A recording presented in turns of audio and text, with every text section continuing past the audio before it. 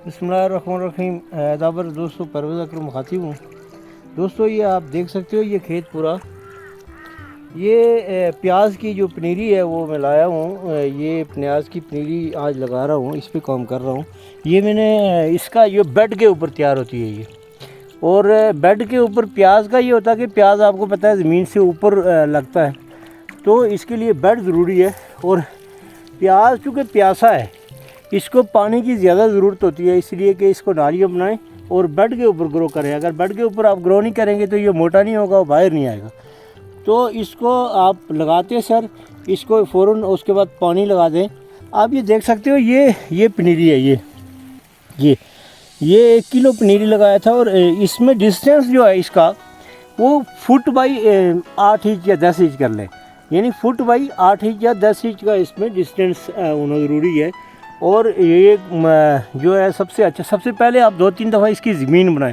आपको ये चीज़ बताऊं कि कोई भी जो चीज़ ज़मीन के अंदर जिसको आप ग्रो करते हैं, जैसे मूली हो गई, शलजम हो गया या ये प्याज वगैरह हो गया, इनको बहुत नरम ज़मीन की ज़रूरत होती है। और जब तक आप अंदर से ज़मीन तोड़ेंगे नहीं तो इसका साइज़ जो है वो बड़ा नहीं होता। और प्याज में अब इस पूरे खेत में मैं आपको बताऊं कि ये सारी मैंने गोबर डाली है इसके अंदर, किसी किस्म की कोई खाद वगैरह हम नहीं डालते।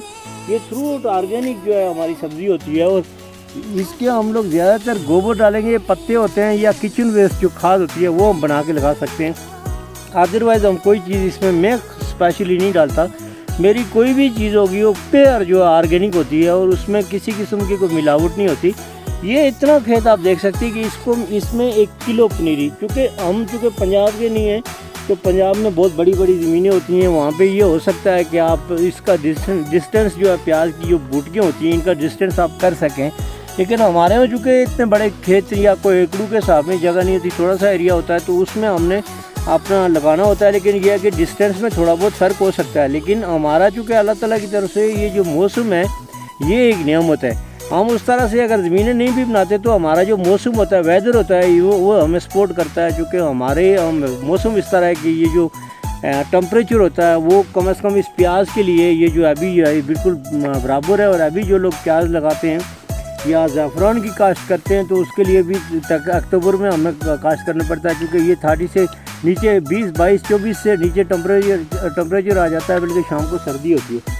तो हम ये करते हैं कि ये मौसम हमें सपोर्ट करता है।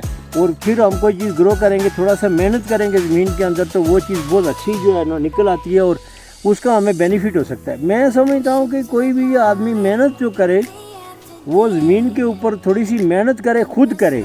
अगर आपको अपनी ज़मीनों से मोहब्बत है या आप इन चीज़ों का शौक़ रखते हैं तो आपको खुद करना पड़ेगा। आप ये कहें कि कोई मज़दूर लगा के उससे खुदाई करा लें, वो हमारी ये चीज़ें करे, वही कर सकता है जो ज़मीनों के ऊपर काम करना जानता है या जिसने पहले ज़मीनों पे काम किया या ये जो चीज़ें लगाता है।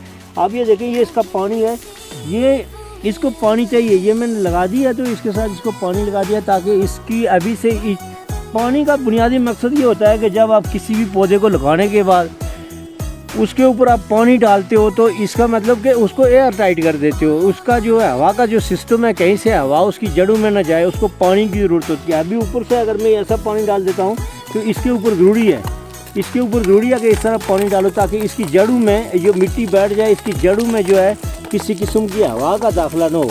अगर हवा का दाखिला हो तो आपका पौधा ज़ाया हो जाता है, इसलिए इनको इस तरह से पानी की ज़रूरत होती है।